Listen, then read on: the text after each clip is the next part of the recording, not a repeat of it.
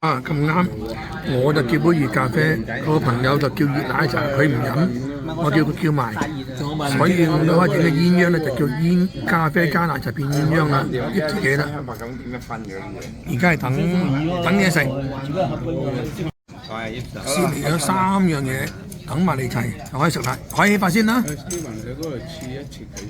有黑椒牛柳絲烏冬。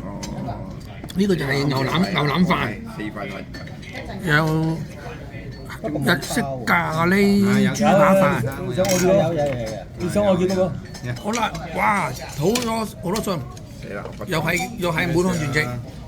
我攞呢俾我你嗰啲烏冬，俾咗你，我攞咗呢個意粉就唔叫烏冬。